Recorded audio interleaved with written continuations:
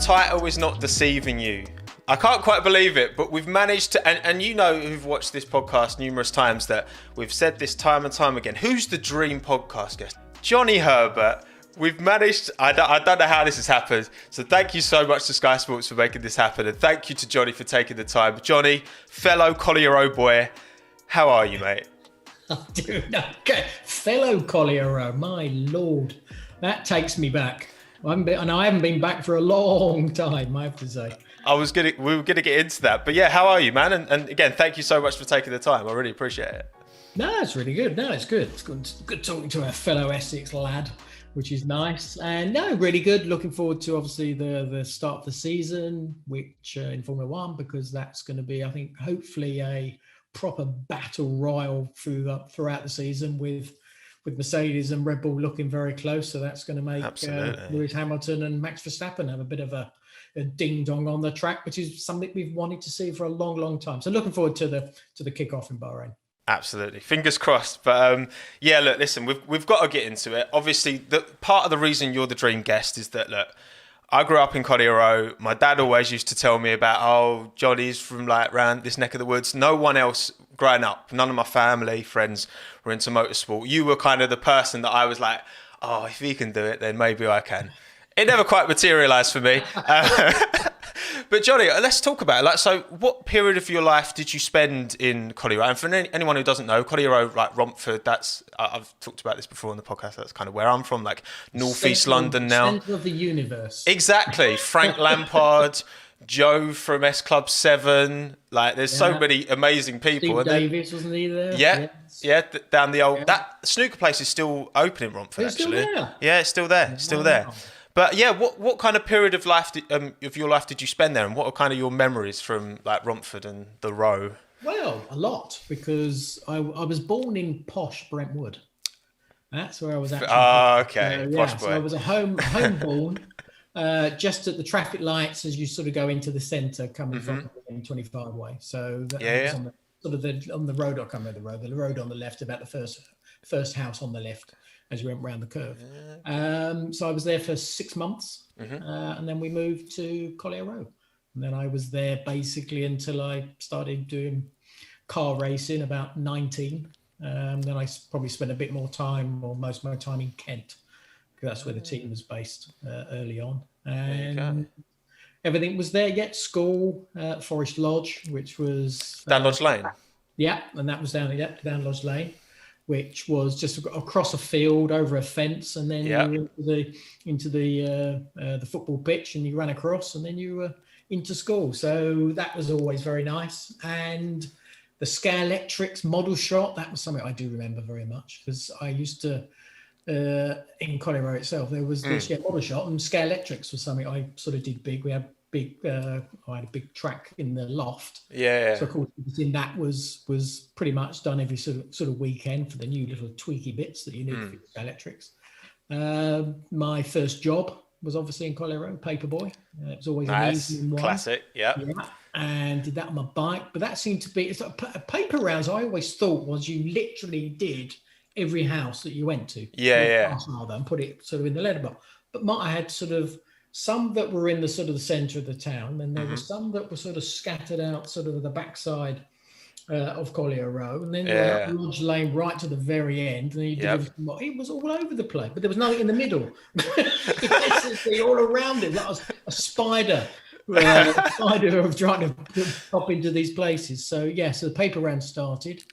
Then there was the popular sweet shop right on the corner of Lodge Lane. So I remember going there, getting sawdust for Hetty, my guinea pig, which was just at the hardware store that used to have a lot of the sawdust. And that's sort of about it. And then karting came to my life very early. So karting was something that was not done in Collier Row, but the basis of what, sort of started for me with there was a guy called Gary Pryor. He was another racer. He lived in Collier Row as well, and he was very good in karting as well. So there was a couple of us around that area. I was going to because so over Lodge Lane, because basically I used to play football over those fields behind the school, but but my whole memory, that building's just vacant. Like it's never been, like I first started playing there when I was like probably 5-6 years old, like for the local kind of Collier Row team. And that building was always just an empty building, like just abandoned. So is it still there?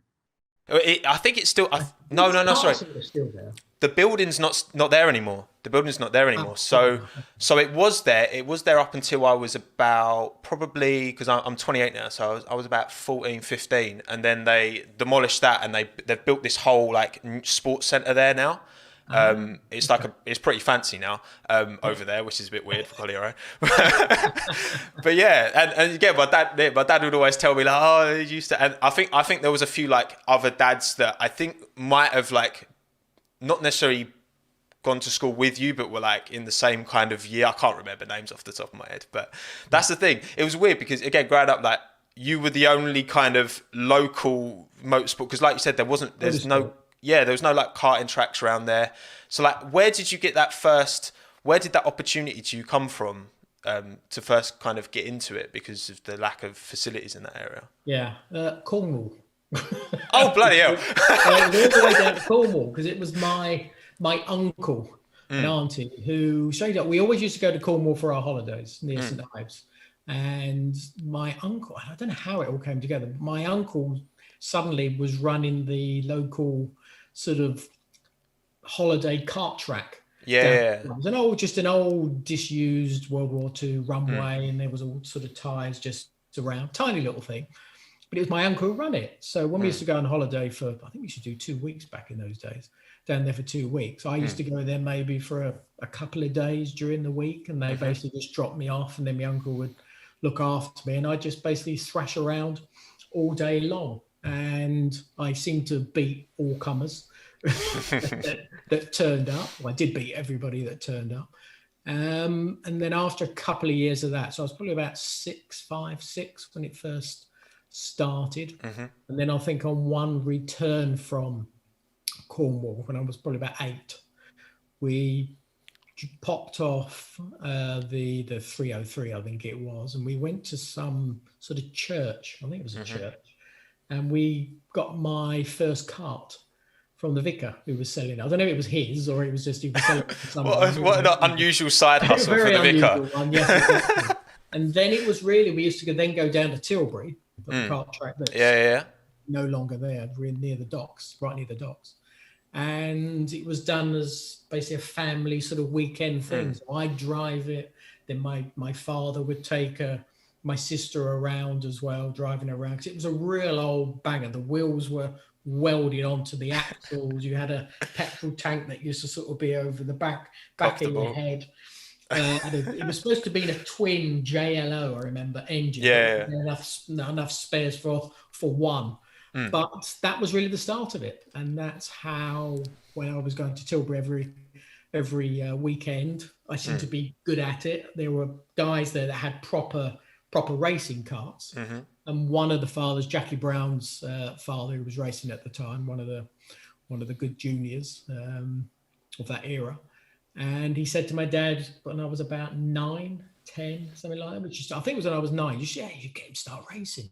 Yeah, no, I can't, he's not old enough yet. No, don't worry about that. There's always a way around that. And the way around that was I started when I was 10.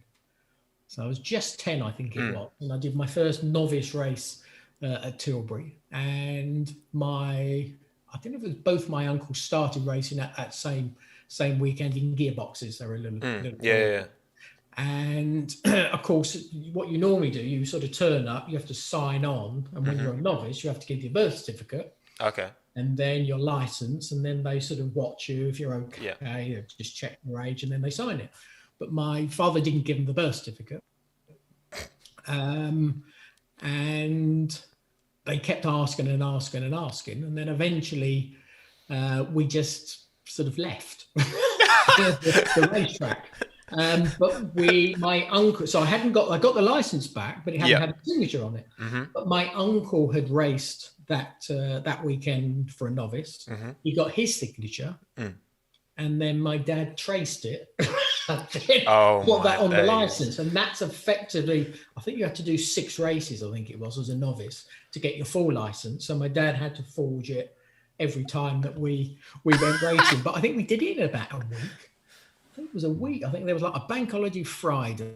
So we raced on a Friday, raced on a Saturday, I think it was. Then there was another race on the Sunday. Then there may have been a bank holiday Monday. So we did 4. And then the following weekend, I think we raced again. And then I got my national license within a week. So it was quite quick, but obviously all done a little bit dodgy. Bit sus, but you know. Couldn't do any more. So anyway, yes. Got to do what you got to do, in Essex, it sort of started off down at Tilbury Docks. So yeah, because there's a few karting tracks around there. They've got like Lakeside Karting, I think now. Like Brentwood's, there's a karting track at Brentwood, but they're a bit more like, they're nothing like Buttmore Park or anything. They're not outdoor proper racetrack. They're a bit like more accessible for anyone to just jump in. You don't really have any. Punditry was the other one we used to go to. Mm-hmm. Nice. Well. Also, I've got to ask, do you remember the cinema in Collier Row? Yes. At the roundabout turn right, was it? Yeah. Yeah, it was on the left, and then it ended up being a Tesco's. Yes, I was going to say, I couldn't remember, like, was it still a cinema when you were growing up? Yes. Oh, okay. I'm that old. Mad. No, because that's what my whole, it's a really like fancy looking Tesco's, because it used to be like a cinema, but it's still got the kind of, the facade out the front is still the same. That's not changed at all. No, but yeah, I can't remember if that was the first place I ever went to see my first movie, or it was actually in Romford, because wherever it was, I think, the Aristocats.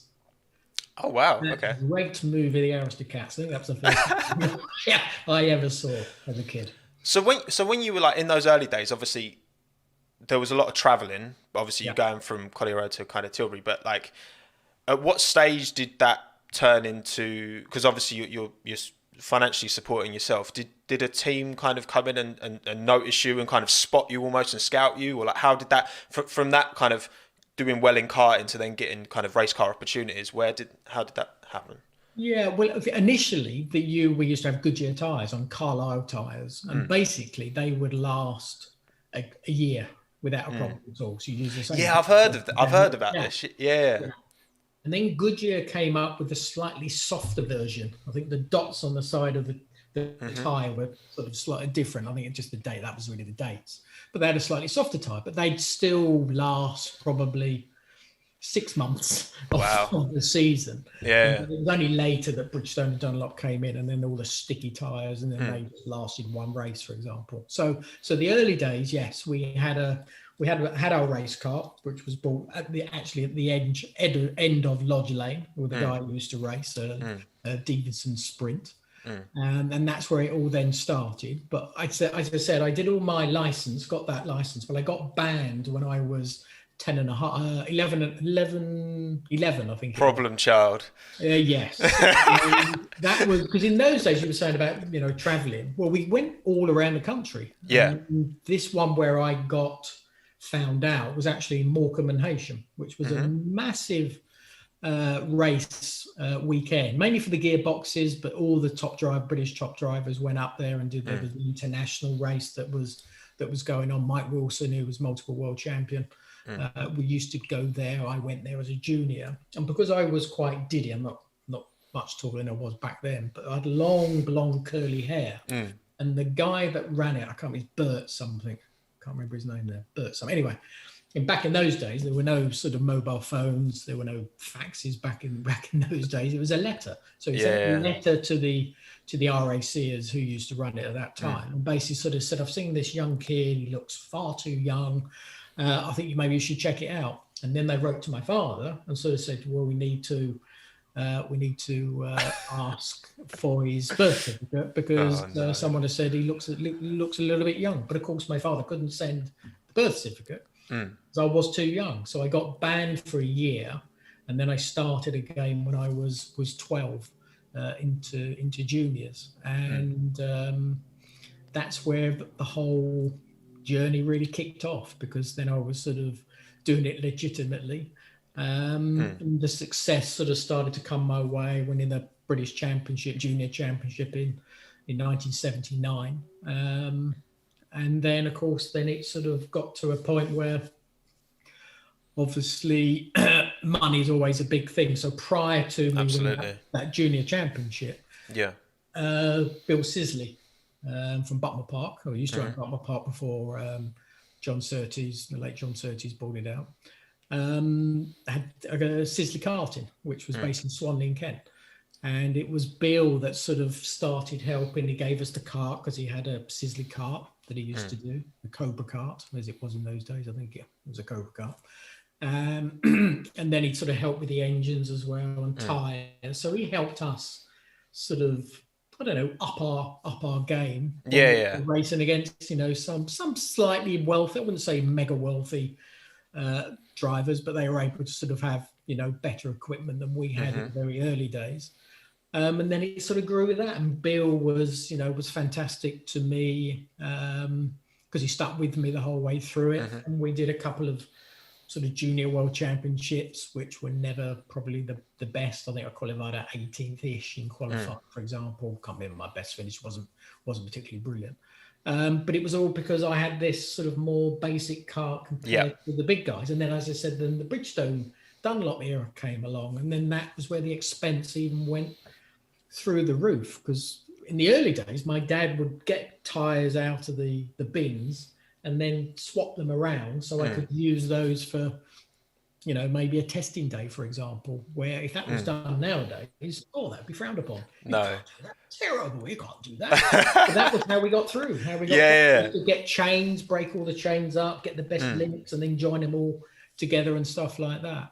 But Bill was, you know, very important the whole way through my karting career. That's the thing, because like I've spoken to a few guys who are racing at the moment or who have done karting and had to knock it on the head because of the expense, and tyres is always brought up as being this thing that like it's because you need a new set like every race and they cost like for a full set it's like in the hundreds, and that it doesn't need to be that way. Like just stick on like rock hard tyres that last 6 months like back in the day, because that's the thing. I wonder why like motorsport is such a difficult sport to even get the opportunity to participate in. I've spoken about this with like lots of people. Like football, you just go outside, kick a ball.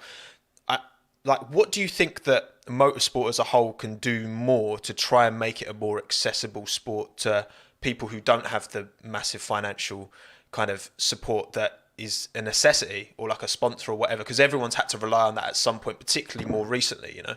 Sure. Yeah. Well, you do football. There's always been scouts. There's always been scouts looking out on a sort of, I don't know, a Saturday morning or whatever it may be, trying to see that sort of new football talent coming along. Karting never had that when I was doing it. There was no one interested from Formula One at all. They'd sort of they'd watch what they were doing in either Formula 3 or Formula 2 back then. Or as it is today, but back then had a few name changes. So that didn't really happen. But there are guys that do it. Lewis Hamilton is the prime example. That Ron Dennis and McLaren, they got him when he was about 11, I think it was 11 or 12. Yeah. And they brought him on, and they created sort of and helped nurture this sort of Lewis Hamilton that we have today. Red Bull have a program the same. Ferrari have a program as well. I think McLaren have one as well. I think Williams have it to a certain degree. So a lot of the teams do now try to find that next big Formula One driver that might be there, and then that support does help. Can you support everybody? Well, no, you can't. But there are the ones that still have that ability, Lewis being probably the main one in the present time, where, you know, his dad, Anthony, had to work multiple jobs to be able to sort of get Lewis into racing. He had the passion for it. Lewis was obviously very good at it as well, but he was still able to achieve. I know he got Zip Karts. I think Martin Hines took him on very early, and he got that support, a bit like I did with Bill. So I had it in one regard, because obviously it was very important that Bill was there for that. And if it hadn't been for Bill, maybe I wouldn't have had the career that I had, because it definitely helped. You know, my dad was doing okay. It was much cheaper back then. Everything was much cheaper. Of course, yeah. Much cheaper as well to move around. But it was something that we all enjoyed, and having Bill, you know, as I said, part of it, it just made it easier for my career to blossom. Yeah, to blossom, I suppose. As I said, I was good in the British series. but not internationally. And Yeah, internationally, yeah. because of I didn't have the same equipment. I had maybe 2 engines, a couple of carburetors, and a set of tires that we had, which were normal tires, and you were never ever going to compete against those guys. I remember having I think it was the 135 World Championship in Sweden, Kalmar, Sweden. It was the last World Championship that Ayrton Senna did. He had a year in F3, and he tried to come back. I think it was F3. Came back to just do his last try at winning the karting World Championship, which sadly didn't happen that weekend either. And I had 3 sets of these, which we were told were sort of the good tires. So I had 1 set of qualifiers, 1 set that we could use in the heats, and then we had to then sort of balance. There was a sort of a semi-final final with the 3rd set. So you had to try and balance it. But of course, all the other guys, I had multiple qualifying tires. I had all the race tires they wanted in every single race, and then they had the final tires as well. So we had to balance it, but at least I had a chance of doing it. And I think I was 6th with the last lap to go. And I said about my father used to break the chains down to make the best links. Well, on the last lap, the chain broke. Oh, Dad, what have you done? That was would have been my best event. But it still wasn't with any works team. You know, we had a caravan, and we were stuck between the Miami factory trucks, which are just these rows of engines, and there was another row of engines and chassis and everything else. We were sort of stuck in the middle of it with this old tire. I think we had it then, an old army. It was like an army sort of tire pooling thing that was all a bit frayed at the edge. It was sort of over a frame, and then we were sort of inside it with a transit van. I think we had a transit van.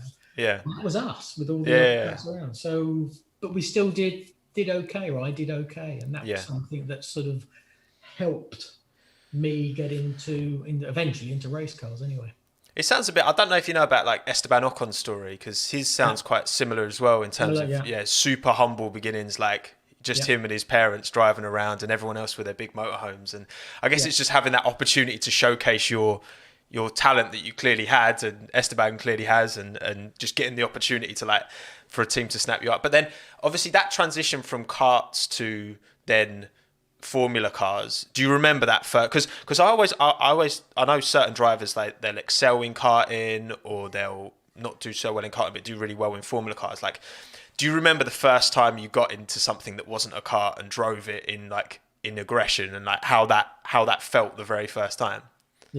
Brands Hatch, awful. Awful. Absolutely not scary, just awful. It was just completely alien to what I've been used to. It must be sort of small car, very responsive on the steering wheel, and then a big sort of heavy Formula 4, fairly long wheelbase, slides around, and tyres haven't got any grip whatsoever. And there was only about, crikey, I think they only about 130 horsepower, something like that, and that was sort of it. I hated it. And then there was another thing which I'd heard of, but I didn't really know what it was, which was heel and toe, double the clutch. And it was all about sort of that sort of braking, rocking on the throttle as you did the gears, which I'd done. I think I'd driven a gearbox kart once, I think it was. But in the kart, you basically just used to just hammer it into gear. So that was something that I know the guys that was sort of helping out, running the car at that point was Terry Gray, and Terry Gray's father. And Terry had been in karting in Sisley as well, and he did a little bit of Formula 3. He's a very good driver, actually, was Terry, but he never quite had the equipment to go that further. Anyway, so he was there with his father, and they basically had a bet on how long it would be before I spun off the track. And I think, no faith. I get it correctly, I think it was lap 2 that I went off, because I just slammed it into gear, did the clutch, slammed it into gear, just came off the clutch, and of course it locked up, and I ended up sort of shooting off into the inside onto the grass, fortunately. Where was it? Where on the track? Paddock at Brands Hatch. Turn 1. But luckily it just shot it on the inside. Could have quite easily gone into the catch fencing on the outside. But it was quite, as I said, it was quite alien. It took me a little bit of time to adapt, because, of course, back then there was nothing else you do. I'd driven a car when we'd go on karting when I was, I don't know, probably 11 years old. But that's very different than when you're driving a race car. So there was no other way of trying to get information about it because it was just there, but it wasn't yours anyway. Where nowadays it's all completely different, with the simulators that we've got, or even you just buy a game console, you can sort of start even driving around at any track around the world straight away. And then of course then it gets better and better as you get up the formulas, and the companies now that have these setups of the simulators, so you can go there in the younger formulas. And it's something that is just very, very different now. You can go onto the internet, and even in my later career I learned the Nordschleife, the Nürburgring. I did a 24-hour race there, basically following a Ferrari XXX and just watching that go around the circuit lap after that. That's how I learned the track. By going there, but that would have been different back in the day. You would have just turned up and you would have had to have just learned it as you went. And you can't exactly do a few kind of warm-up laps beforehand on the Nordschleife. I think a Grand Prix was only about 4 or 5 laps. Yeah.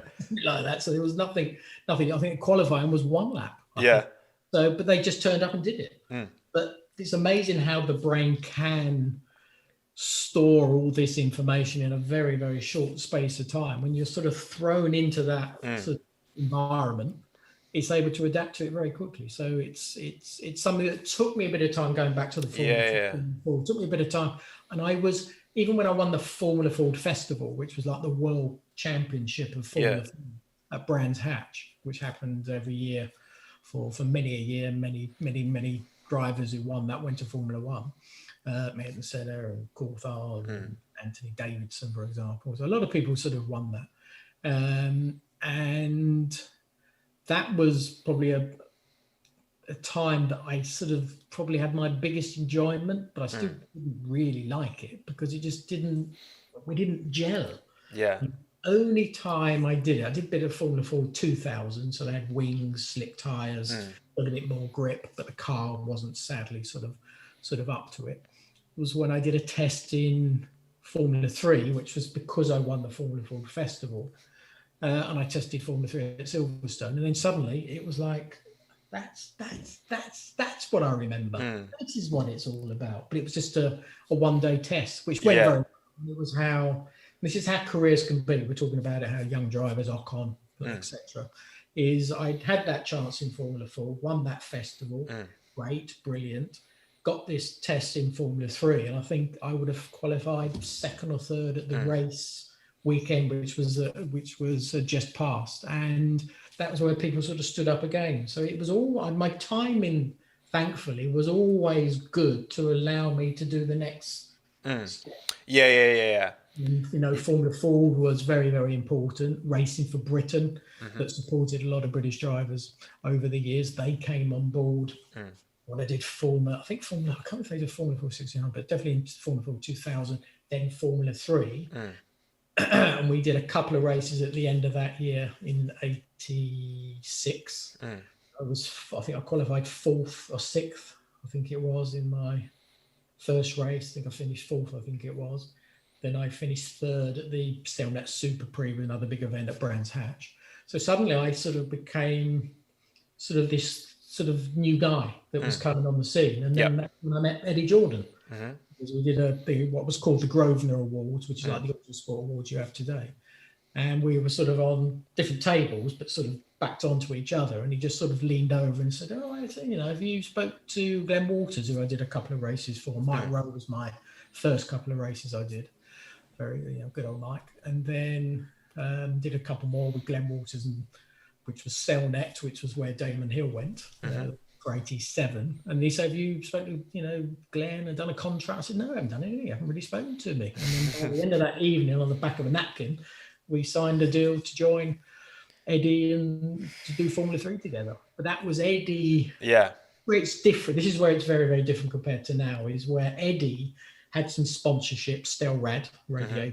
That was the sponsorship. I had a little bit of money from Racing for Britain, which then sort of made that package work. Eddie had some money that he could go out and find the talent. Now it's you are the best thing I've ever seen. You are better than Ayrton Senna. You're better than Lewis Hamilton. I've been told this often, Johnny. Wow.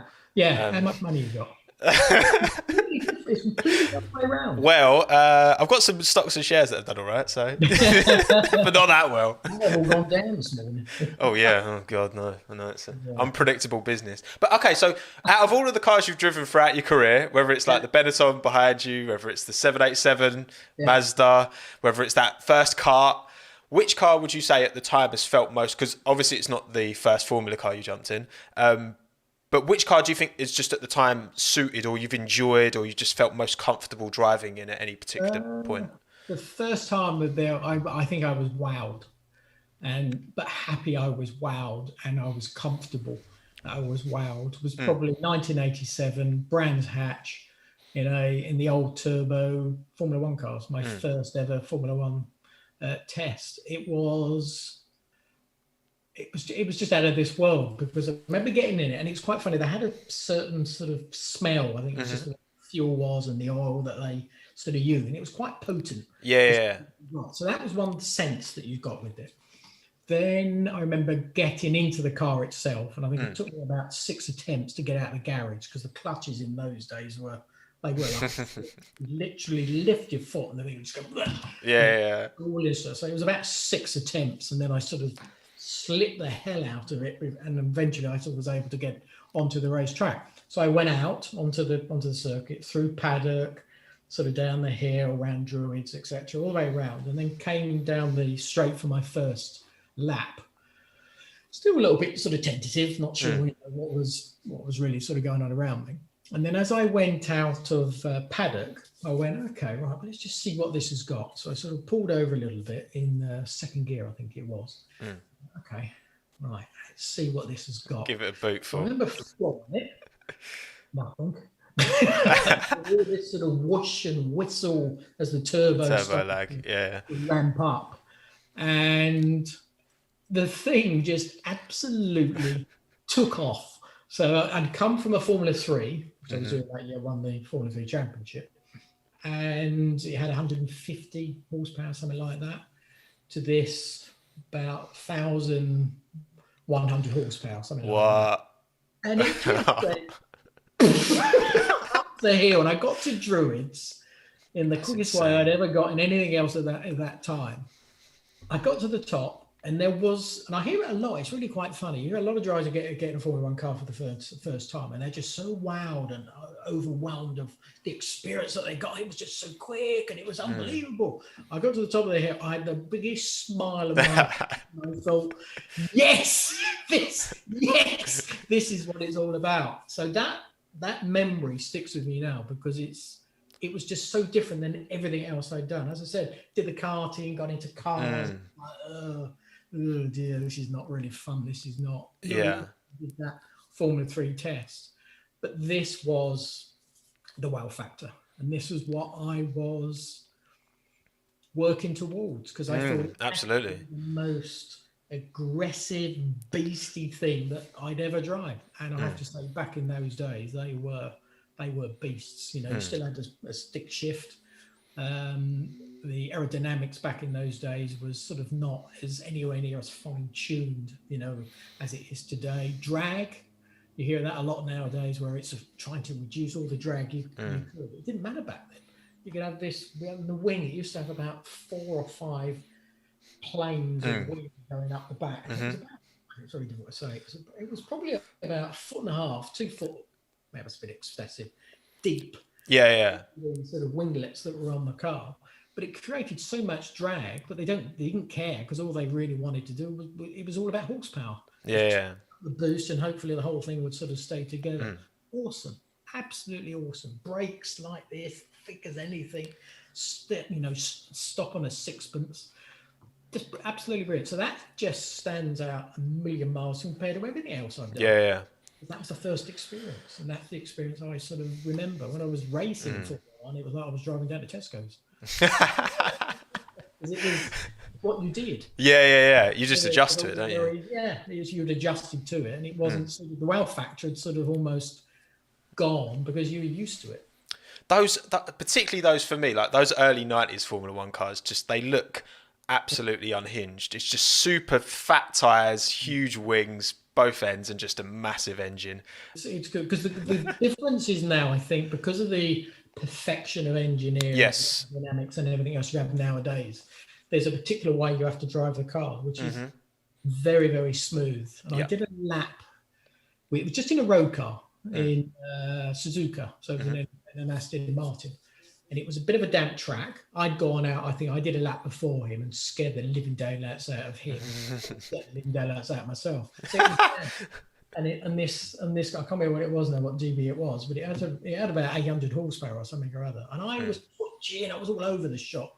And then Daniel got in the car, and it smashed me in the face of how smooth he was. And that's because of what the modern day Formula One cars are. You have to be so smooth, precise as always, but so smooth. But back in those sort of early 90s you were talking about, you could be so aggressive. You go quite literally, you brake, you change gear, and you just go and they would just bite and dig and fight you back, and hanging on for dear life. But that to me was what it was all about. That's what karting was like that. You know, you got to the very, very edge, and you had to drive the thing to that. It's just it's different, very different nowadays than what it was. They're the quickest Formula One cars we've ever seen, but they're just very different. They're not as physical, just because the ergonomics are sort of into these cars to get them for the human from A to B the easiest way they can. Power steering. I'm not a fan of power steering, but it's just part of the whole concept. Yeah. The modern day Formula One car to be the ultimate. Yeah, for sure. The ultimate back in the 90s, probably not. They were physical things, beasts to drive, but it was challenging and fun. Yeah, I can imagine. Do you reckon if you grew up in this generation of drivers and you were racing F1 at the minute, do you think, do you back yourself that you'd have been able to adjust and drive in such a way? Like, did you always back yourself when you were growing up, like, I'm going to get to Formula One? Well, I suppose as I look back, if I take my crash out of it, my crash made a big difference to how I sort of drove a car. And I was probably in the same position, not the same position, I mean a similar position to Lewis, going for his 8th. I honestly believe I'd be going for my 9th. That's what I like to hear. Yes, that's what I like to hear. One ahead of him. Back yourself. That's it. I think you adapt, and I was even talking to my wife sort of earlier on, is where you look back at the 70s and sort of late 60s, early 70s, and Jackie Stewart obviously driving for Stewart Grand Prix. And I always remember Jackie, he was always banging on about you've got to be smooth. And I remember being in Barcelona at turn 10 at the back end. Jackie, I didn't know he was going out the circuit. He went out the circuit to watch myself and Rubens in the grandstand. He came back in. I came into the garage. He came back down. He popped his head into the cockpit. And he said, "Johnny, I've been watching you out there at turn 10. You're very aggressive. With the car, you gotta be more smooth. You gotta treat it like a woman." That was something that, and Jackie was very, very smooth. Although I say we did a track day at Alton Park. It's one thing he did with all his drivers. He took them to Alton Park. He would have a Ford 4x4, or I think we had an Escort rally car type thing. Yeah. And we'd drive him round, and then he'd say, "Hey, you're still aggressive," and everything else. And then he'd have a go in and say, I show you how smooth you're." He was the most aggressive person. He was over the curve. Of course he was. No, I take yes, but he was very engaging. Jackie, obviously a 3-time world champion, absolutely around the world, but he was always wanted to be part of it. The racing driver never left Jackie, still hasn't left Jackie, and I think that's something that's not, and I don't think it leaves any of us as drivers, to be perfectly honest. And except Damon. I'm actually going to do a track day with my daughter's husband in the next month, hopefully. If it comes on. And I said, "Do you want to, Damon? Do you want to come along?" It's an old Super V. It's called Super. Will you come along to have a bit of fun in this race car? No, I've given up on driving cars. Really? They had no interest in it. To me, still got that desire to sort of have a go and see how quick I can be. Still competitive, at least on that front. But just things are different. Would you adapt? I think yes.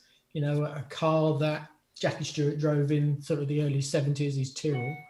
They probably had about the same power as an F2, maybe a little bit less. Grip level was probably like a Formula Ford. Very, very low grip, and there was a lot of slide and drift. But would they adapt to the modern car? Yes, I think it's just something that as things for sure, we do adapt. We all adapt. Exactly. I think if you take someone like Jimmy Clark, and if he grew up in this day and age, he'd be fighting at the top. And if you took Lewis, put him in the 60s, he'd adapt. And you just having that talent always has and always exists. I know we always look back, better in my day. Even I've started doing that now. I look back at me growing up, it was kind of Schumi and Hakkinen, the ones I remember kind of most of all, kind of early 2000s. But yeah, I think talent will always and has always existed. So I'm sure you'd be on 9 world titles now, Johnny, no doubt. But also, obviously, you've alluded to already, and obviously that 1988 crash at Brands. It seems that a lot of your career has been built around Brands Hatch, which is I love. It was your first ride in a Formula car and all that. Obviously, before that incident, the reality of the danger that you were putting yourself in getting in a Formula car, which still exists to this day, obviously not to the same extent because of the safety measures. Yeah. Did that change your perspective on motor racing after that? Because it was such a big accident and it left obviously such a mark, kind of both physically but also kind of mentally moving forward. No, and I say that because prior to that, it was always the enjoyment I had of driving a car. I was, I didn't think of it at the time. I was very lucky, obviously, that I'd had the opportunity of people supporting me to get myself into the higher part of single-seater racing. 40,000 F2 as it is today was an important stepping stone. So I'd won the F3 championship with Eddie. Peter Collins, who was at Benetton at that point, I'd driven a couple of tests in 87, which was actually to get the drive for 88 in the Benetton, which was when Alessandro Nannini, they chose him. So it was Alessandro Nannini, myself, and Stefano Monna. And we did a couple of tests, mainly Imola, I remember, which was like a shootout. And I did very, very well. And I was very, very competitive. But Alessandro I think he had a year or two of F1 in Minardi, and he was Italian. So it was understandable that they took him. But I was part of the bubble of F1 because of Peter Collins. And as you know, he was a very important part of my career if it wasn't for Peter. I'm sure I wouldn't have had a Formula One career. So anyway, so then I became the Benetton junior driver for 88 in Formula 3000. And Reynard had done for the first time, a Formula 3000 car. Because when Reynard did Formula Ford 1600, Formula Ford 2000, Formula 3, won their first race in all the categories he entered. So Formula 3000 was the next one. And I won the first race in Jerez. So straight away, I've gone up the next level, and I've won the first race. So championship-wise, it was a good thing. Didn't have quite as much luck. I think it was at the next race in Vallelunga, I got taken out by Gregor Wojtek, who actually then took me out at Brands Hatch, and I banged my head on the Armco, and I still can't remember walking on the bank, running across the track, going into them. And the only thing I can remember is sort of coming around in the medical centre where I was peeing into a little sort of test tube thing because they wanted to just check my urine. And that's the only thing. So I can't remember anything else after the incident. And then we did okay at a couple of races, but everything started to sort of go, performance-wise, go down a little bit. I remember we got to Monza, which was something we tested. I think we tested there. I'd always liked Monza anyway. And did qualify. I qualified about 14th, 16th, something like that. Not particularly good. Pretty bad. And then there was a massive crash. There was a lot of crashes that year. There was a big crash Massimo Monti, I think it was one. I can't Yeah. remember the other one. Anyway, but in the first Lesmo, they touched, basically disappeared into the forest, both cars. And Wow. it took about 10 minutes before they found one of them who was sort of up a tree type of thing. It was a massive crash. So they stopped and we got to the grid, waited for everything to be sort of checked out, and everybody was okay. And they were both okay. I don't want to broke his legs, but they were okay. Now I remember speaking to Zytec, who were doing the electronics. There's a guy called Alex Hawkridge, who was part of the Tolman F1 team. He used to live in Ingatestone. He nice. Part of it as well. So good old. It's right near me. I'm in Chelmsford now. So. Okay, there you go. So in between. And Alex had sort of got that electronic sort of engine management company. Yeah. But they'd supplied the engines they had. So Reynard gave us the chassis, because this was, again, we didn't really have any budget as such. And we only had, I think Eddie only had enough money for about 3 races, I think it was. So after I run, I will go back, because this is quite an important one, because when I won that first race in Jerez, I got pole position. Eddie got on the phone to Camel, try and get some sponsorship. And he basically said, I've got this Johnny Herbert, and he's the best thing that's out there. Mate. You can be part of this. You've got a first race, pole position. You need to be part of this. And they sort of said, no, I can't. We can't do that. All our budget's already done. No, you don't understand. This is going to be a journey. You were not sort of making. I could imagine this one. Picture it. And Eddie, in Eddie's way, just pestered. So this is about 11 o'clock at night. Duncan Lee was the guy he was talking to. So he said, okay. So Eddie, okay. He said, right, okay. You can see me for a meeting on Monday if he wins the race on Sunday tomorrow. And he said, no, we need to do it now. He said, Eddie, no, if he wins tomorrow, we'll meet on Monday. So I won the race on the Sunday. He had the meeting. Good lad. He had the money by the end of that day. So he worked, and that was the Eddie would always work very, very hard. Diligent. He had me, but it was also beneficial that I had him. Yeah, you both needed each other. Yeah. We needed each other. So that was then when we got the sponsorship. Yeah. So going back to Monza. Sorry, I digress. It's all good. So we're nowhere. I think the first part of the race, same thing. Wasn't really able to pass anybody, and it was just not going as it should. And I said, okay, to the engine management people. I said, have you changed anything? You must have changed it. It just haven't quite got that something, that. Yeah. No, we haven't changed anything. Are you sure? Have you changed, I don't know, the fuel map? No, we haven't changed anything. Are you sure? It's not like it. When I was at Brown, do you remember when we tested at Silverstone? It had something specific.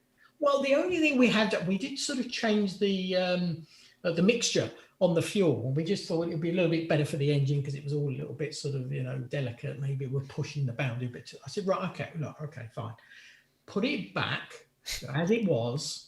For this price, there's only about 10 laps or so, something like that. Just let's try it, because something's not right. And I can't believe that you have done some changes and you're saying they're not going to make any difference. Let's just do it. So anyway, so they put it all back. Did the start, off we went. Absolutely flew. And I was I think my fastest lap was a second and a half. I think it was a second and a half quicker than anybody else on the racetrack. Suddenly, speed had come back, and we'd sort of found that something missing, as I said, and it was just a very simple sort of mapping change on the engine. So I finished third, I think it was. So I got a fastest lap by, say, a second and a half or something. And then basically I did a test for Lotus in Formula One, because obviously this is where things are starting to, people are starting to really notice me. And Peter Waugh, who was running the team at that point, Team Lotus, he had been in contact a little bit of sort of being of interest, because I had Peter Collins and Benetton anyway. And he asked Peter if he could have me in the car for the test. And that was when Nelson Piquet and Nakajima were racing. And Peter said yes. So I had a day in the car. I had 2 cars. And Nelson was in the other car. He turned up on the same day.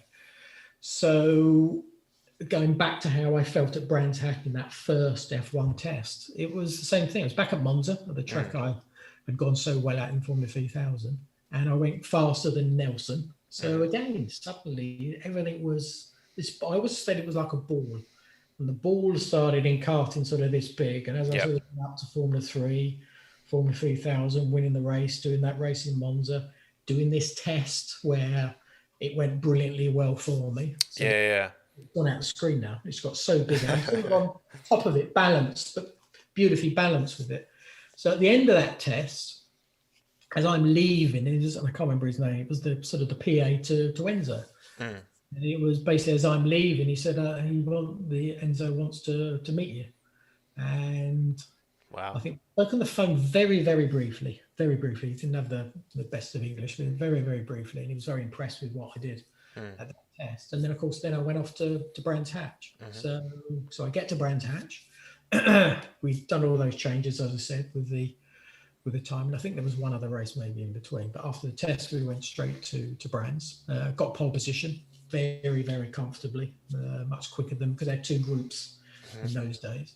About a second quicker than anybody else in my group. Martin Donnelly, who had just come into the team to replace Thomas Danielson, lovely Thomas Danielson, was fastest in the other group, but I was still half a second than Martin. So I'm on pole position. So we did the first part of the start. So sorry, before that was on the Saturday. I think I got a call to say that Frank Williams wanted to meet me on Sunday morning. So on Sunday morning, as I'm going down the paddock, Frank comes down in his wheelchair, being pushed down in the wheelchair, and we had a little chat. And he sort of said, "Yeah, I want to have a chat with you, but after the race, let's get together and have a little chat." So I had Peter Benetton. Yeah. Then I had Peter Wall and Lotus. I had Enzo who wanted to talk. And then it's lining up, John. Yeah, it's all like your signature. Start there. They're going, we are with you, boy. And of course, on then did the start, was leading it by 10 or 12 seconds, something like that. Gregor Wojtek, the guy that took me off in Vallelunga, crashed into Roberto Moreno. Who then spun out into the catch fencing, so they stopped the race, restart. And I was probably a bit overconfident, looking back, very relaxed, but very confident at the same time, as I said. And on the restart, Brands Hatch is quite pole position. He's quite in a dip. I don't know what. Still, it's one of these things. My wife sort of said, "Why the hell did you do that?" Things have been so different. And I go, "You're right." So anyway, on the restart, I mean, all the first start, I just was like that, just straight on paddock. Yeah. So on the restart, I thought, let's try and be clever. Oh, Johnny. So I sort of put the back end sort of up, let's say like a banking, up the slope. And thinking, if I get a bit of wheel spin, as I come down, the thing will go straight.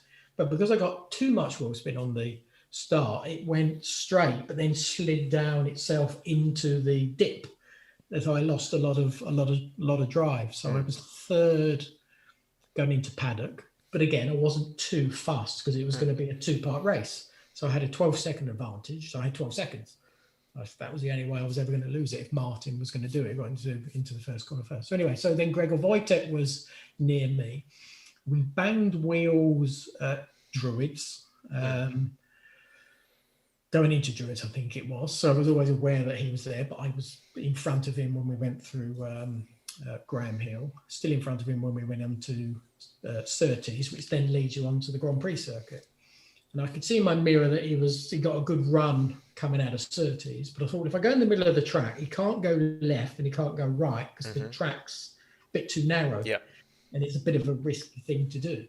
So I went to the middle, looked in my mirror so I could see he was sort of moving around. And I could see he pulled to the left side. And I thought, well, there's not enough room there to get a car past. Of course, he kept on going, but his front clipped my rear. Yeah. Then it literally turned the car in such a sharp left. And the barrier going down towards Hawthorne, there's a bridge that goes across, which is actually where Ruins is. And where the bridge is, there's sort of a lot of earth underneath it, but the barrier, instead of going straight down, it actually does a sort of a right, then it goes under the bridge, then it goes left, and then it rejoins the barrier, the bank. But where it comes left to right is where I basically just go head on, and I don't hit the barrier because there's as barriers are sort of designed on a motorway, even it's trying to absorb the impact. But actually, I hit the girder, which was concreted into the ground. So I hit the girder at such force, I think it bent it about 90 degrees. But of course, the car just disintegrated when it hit that. So the front of the car came off. My legs were hanging out the front, and as it spun across, and at this point, my eyes are closed, but I'm aware of all the movements that are going on. And of course, then I go head on the other side, but of course, my legs are hanging out the front, which I think did all the damage afterwards. And then the car stops. Then I remember opening my eyes, and all I can see in front of me, because it was still on this sort of the downhill part. And as I open my eyes, all I can see is just this big hole in the front, and all you can see is the top of your knees, because obviously your knees go up, and then your sort of legs go down to your ankles and your feet. And the first thing I saw and I thought was, from my knees down, they'd gone. All my legs were gone. So I remember then marshals coming over. It's all a little bit sort of fluffy and fluffy and yeah. I can't remember. I'm trying to get it now. Sometimes I get it, and sometimes I don't. But you were conscious throughout the whole thing. Well, I was conscious, but then they're just bits that I met. Yeah. I remember my engineer coming up to me, Adrian Reynard, came up as well. So this is obviously, I don't know, a little bit later on. And I remember a marshal going around the front of the car. And I remember coming round to me and saying, "You okay?" But as he was walking towards me, after looking at my feet and my legs, he basically sort of gave this sort of, that doesn't look good. Doesn't look good. So then I realised that obviously it wasn't bad. Then thinking, well, that's confirms that's my legs gone. But then I just remember going, knock me out. And then they put the gas on my face, and then that eventually I went out. I didn't lose conscious again, but I don't know what gas it is, but you're still conscious, but you're not aware of anything that's going on. And then the next thing, I woke up in hospital in Sitka. And that was when I then realised they were still on. I think I just came in intensive care. I came out for about 20 seconds, something like that. And Michel Trollet, French guy, had a massive crash on the day before, and he broke his legs and his knees. And I think my girlfriend at the time, my wife, sort of said, "Oh, well, Michelle is over the other side." So I remember trying to whistle, and it was like a whistle with Michelle the other side. But then I sort of then went back to sleep, let's say. But I remember when I waking up, all I could see was my legs, some massive bandages that were wrapped around both my feet, but of course they were very bloody. But that was the time I realised, well, I've still got my legs. Enough. So it was sort of subconsciously, because I saw it, but I didn't go, they're still there. I still had this sort of, I was a bit in a daydream, I suppose, with the drugs that I was on at the time. And then woke up after the operation. They were still on. They were sort of saying, well, they never said to me, but I know they said to my parents and Rebecca, my wife, but basically, well, he'll never drive again. He may walk, but he'll probably have to have walking sticks. But that was only something I learned actually later on from that point. But I'd never, even when I woke up, I remember in a couple of days later properly thinking, I can still do this, because I had Peter Collins ringing out and saying, how are you? Have a thing. I'm okay, doing okay. Yeah, a little bit sore, but doing okay. But it's insane. Yeah, it's weird. It didn't change my mentality at all, because I think what it was, I hadn't achieved the goal. The goal was it was still there. Stars were perfectly aligned, and it's horrible, because it's sort of, for me, it's one of those, it's frustrating actually. It's not horrible, it's frustrating. Yeah.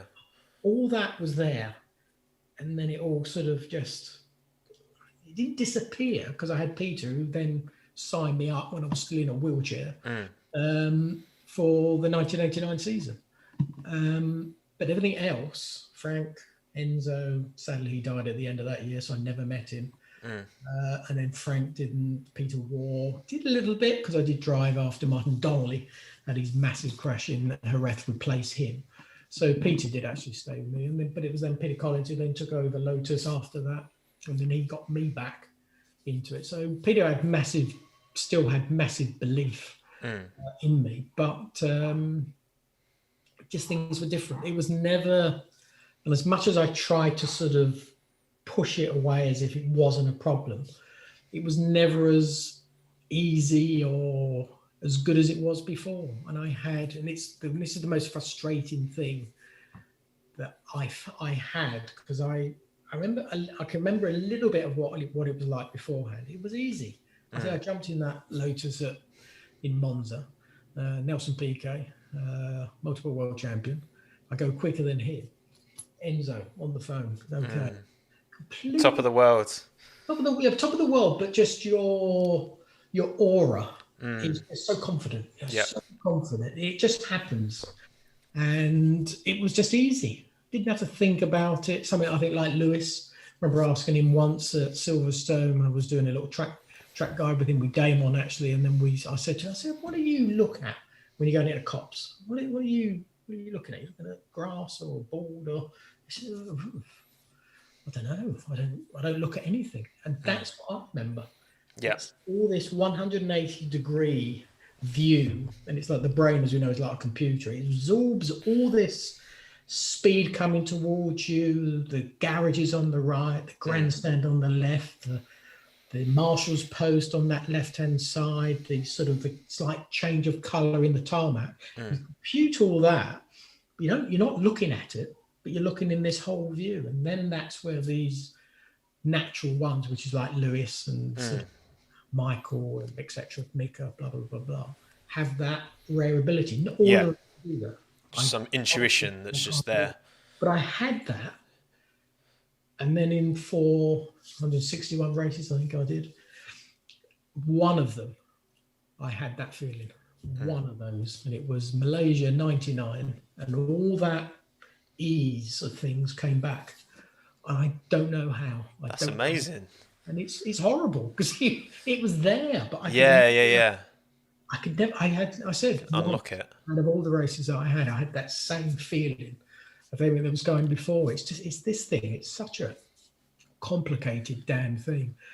But I was different, as I said, after, because I was damaged. Whatever you think of me in my sort of, when I was at a racetrack, I didn't really limp around much at all. I got quite good actually at walking. Now I'm sort of limping around like an old git just because of what I've done.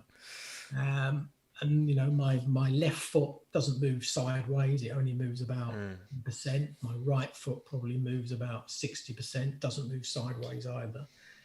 So it's not normal. It's not like these guys that can sort of. It's like your fingers. Dexterity. You can pick up this pen and you can touch it and balance it, move it. All that had gone on my feet because driving is all about feeling. Feeling starts with your toes and the ball of your foot on the pedals, and then it just goes up your legs, gets to your chest, you've got your hands on the steering wheel, and it all sort of comes together as one.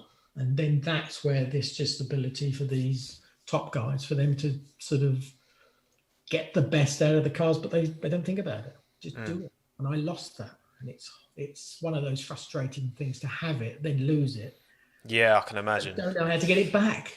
And I had it once. You're like, oh God, it was lovely when it came because it just made it a lot easier. I finished fourth. It was a good race actually, but probably the best race I did in F1 just because it was from what I vaguely remembered before. So, but that's where the difference is between the greats of the sport. Yeah. I think I felt it before that accident where it was just naturally easy. It's like a Tiger Woods or any Roger Federer or whatever it may be. They just have this instinct, beautiful instinct and knack of getting the best from themselves, and they are just very unique. And that's something that it's nice that we've got someone like Lewis. Yeah, for sure.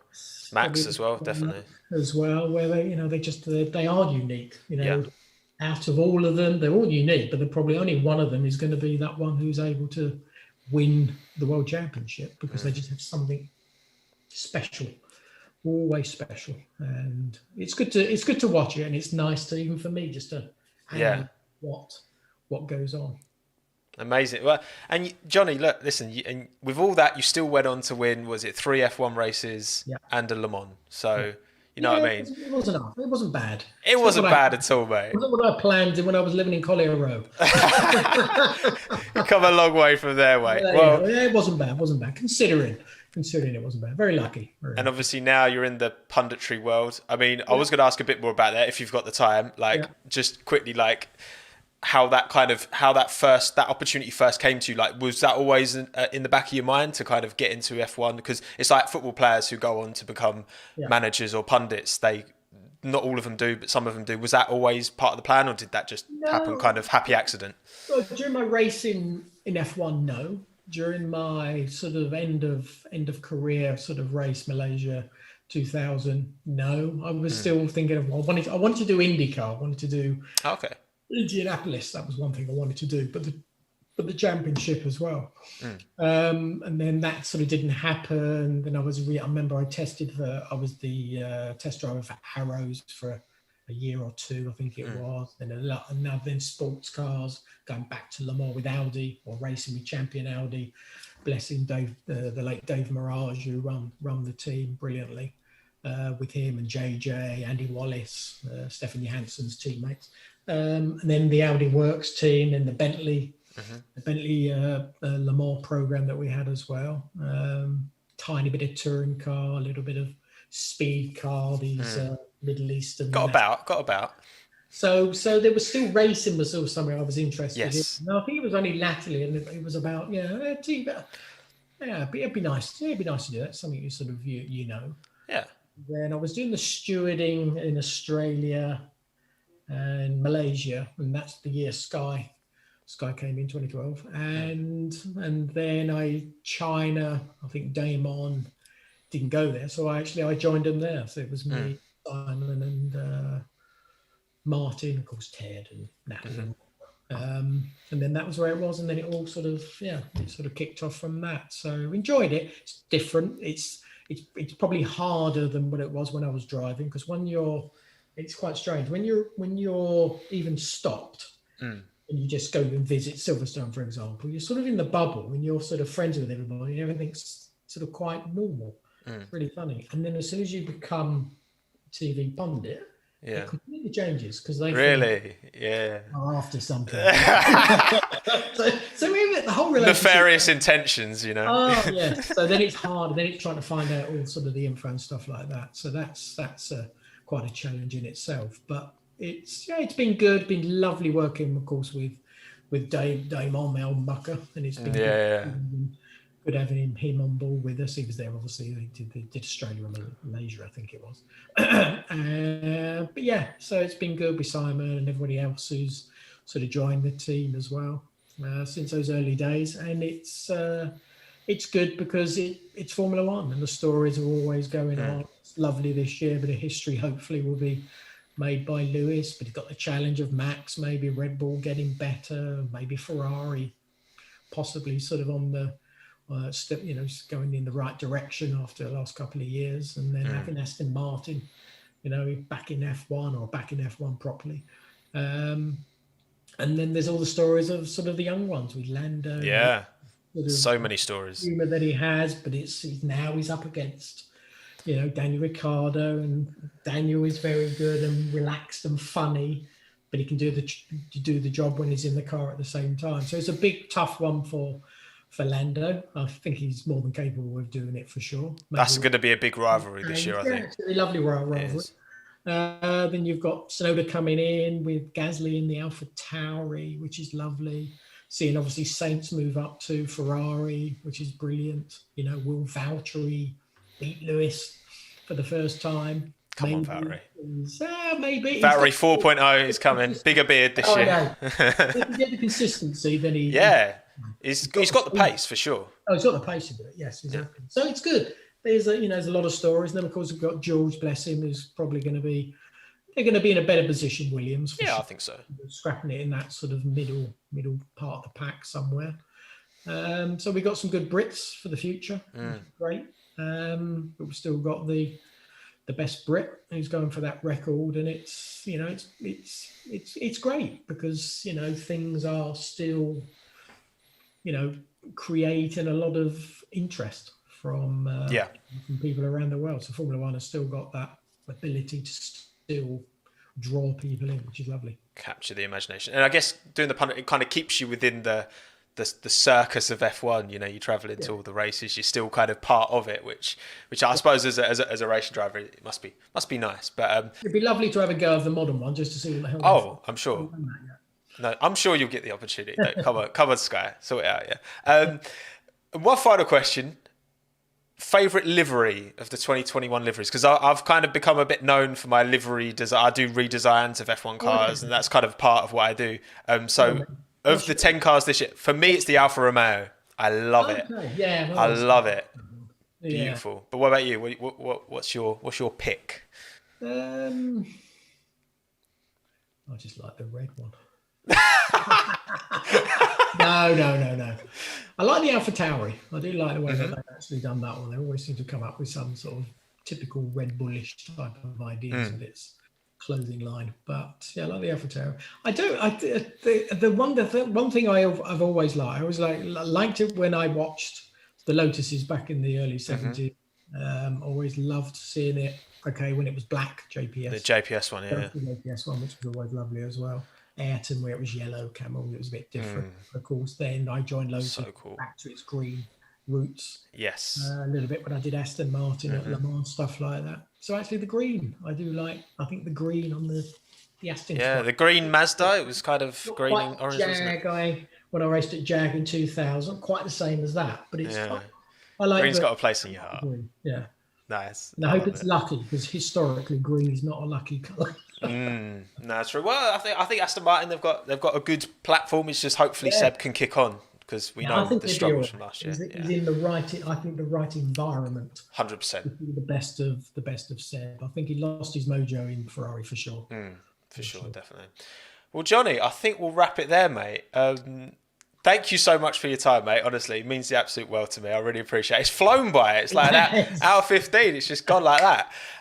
But of course, Johnny, pleasure, mate. Obviously, check him out on Sky Sports. All 23 races this year. All races, on Sky Sports F1. History being made. You can only see it on Sky. So exactly. That's going to be one of those special moments. Actually, it will be.